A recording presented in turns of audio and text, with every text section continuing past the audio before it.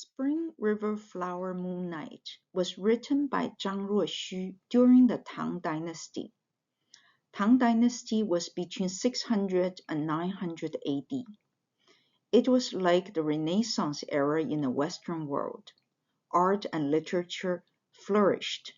50,000 poems passed down from Tang Dynasty. Unlike in the Western culture where the full moon is associated with the witch or the black cat, the full moon in Chinese culture is an auspicious symbol for love, peace, and family being together.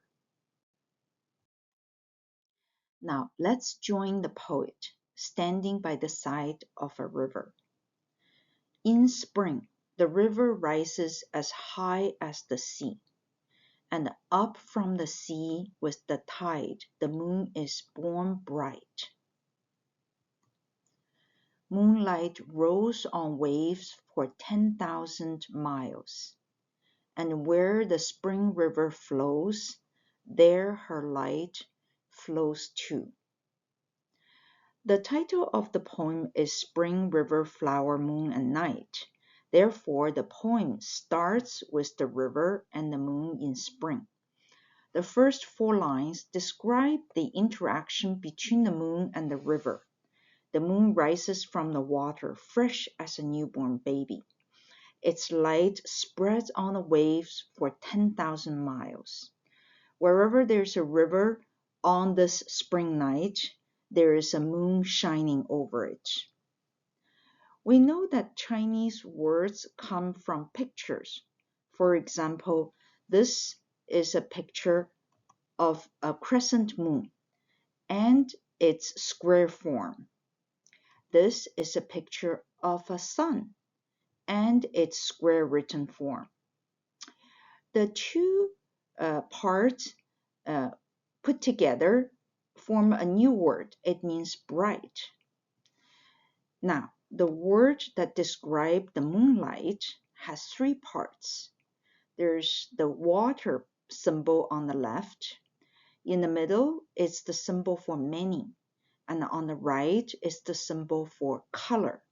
So many colors on water. Now, let's try to think about a time when we were by the sea or a river or lake with the moon or the setting sun shining over it.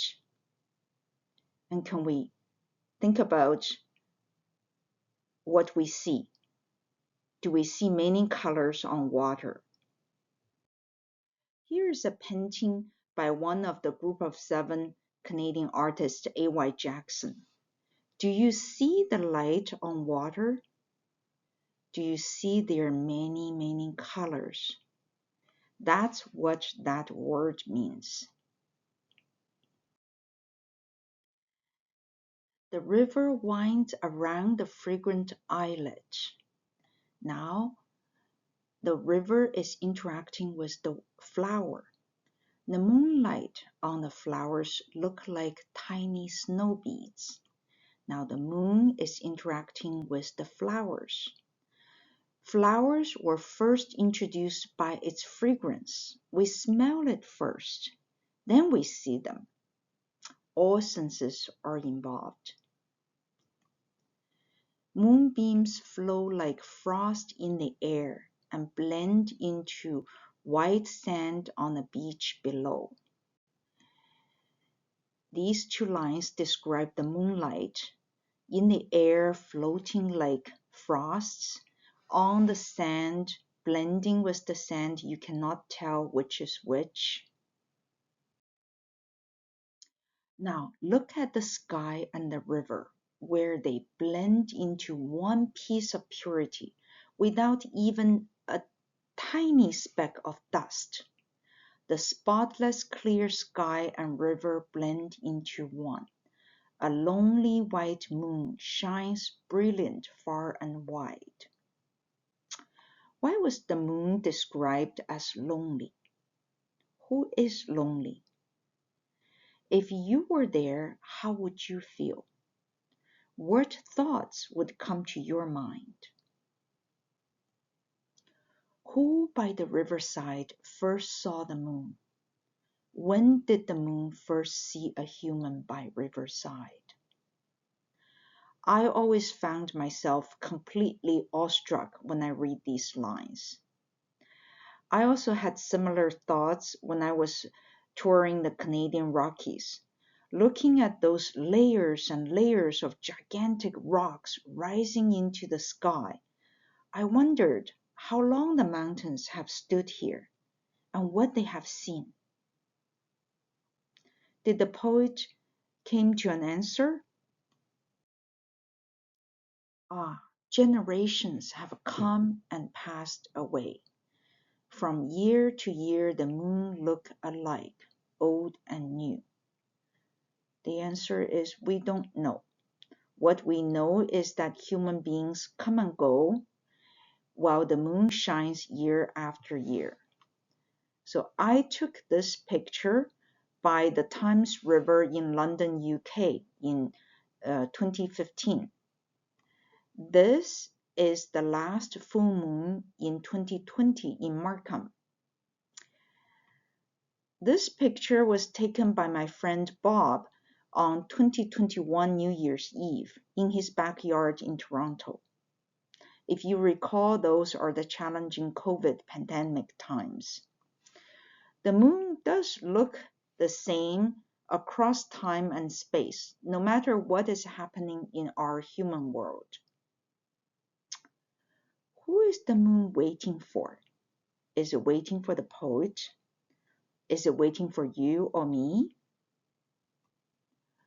We don't know tonight for whom she sheds her rays, but hear the river say to its water adieu. We don't know. We just see the river sends the water away.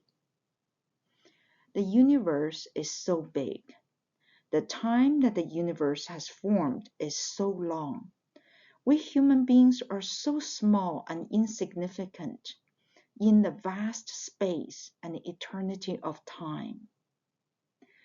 Then what is the meaning of human existence? Generations of people have been searching the meaning of life. Each and every one of us must find the answer for ourselves, no matter how short our existence is. Away, away is sailing a single cloud white. Green maple dog sad and concerned. Now the poem took a turn.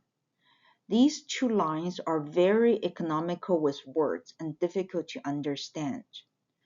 A dog, sad.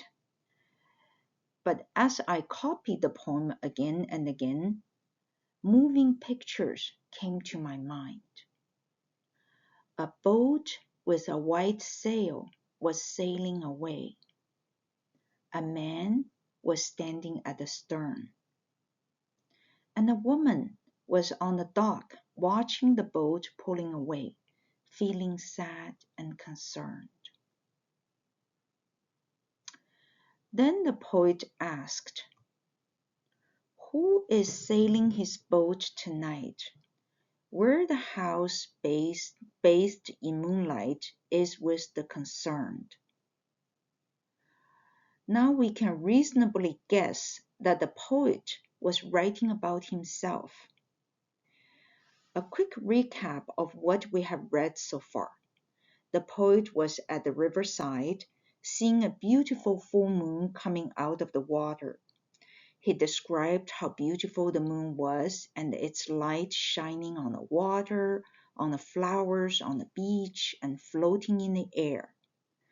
When his eyes went to where the water met the sky, he started to think about the universe and human beings' existence in the universe.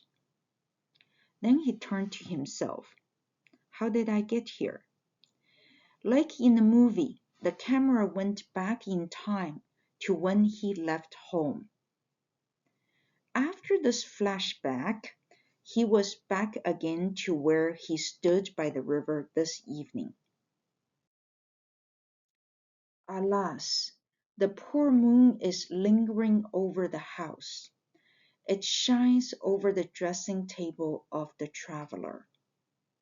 Like in the movie, the poet's mind moved with the camera to his home at the moment. He imagined what was happening at home. Here he described the moon as the poor moon. Earlier he described the moon as the lonely moon. Is it really the moon that he was talking about? No, it is the poor woman moving from room to room, looking at the dressing table of the traveler, her husband. On the curtain won't leave by rolling the curtain up. On the washing stone won't leave by wiping the stone. Her yearning for him was everywhere, like the moonlight. It wouldn't go away when she rolled up the curtain.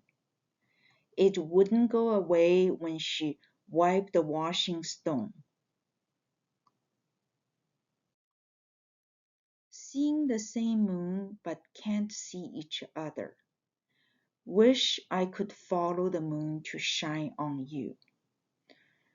In Chinese culture, a full moon symbolizes family being together.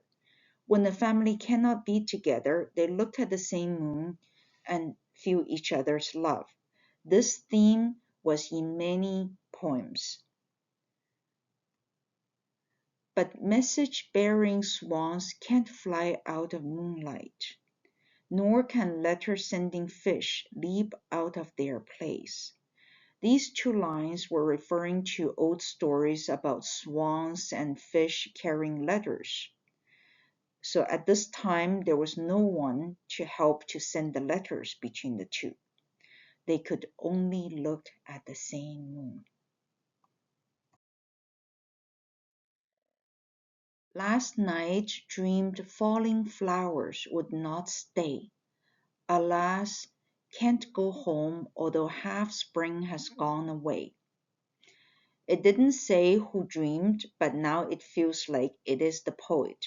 He was lamenting that he could not be home, even half of the spring has passed. Remember, the trees were green when he left, so it must be more than 6 months ago. The water-bearing spring will flow away. The moon hanging over the river will set soon. The setting moon sinks into a heavy mist. It's a long way between southern rivers and eastern seas.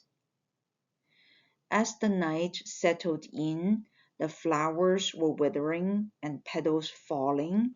The moon was starting to go down, and the spring was going away as if being flown away by the river. The distance between the poet and home was still very far, and he wouldn't be home anytime soon. How many can go home by moonlight who are missed? The sinking moon sheds love over riverside trees. When we can't go home, we may envy those who can. There was nothing the poet can do but look at the moon, the river, and the trees. Homesickness and wife missing husband were subjects for many old Chinese poems.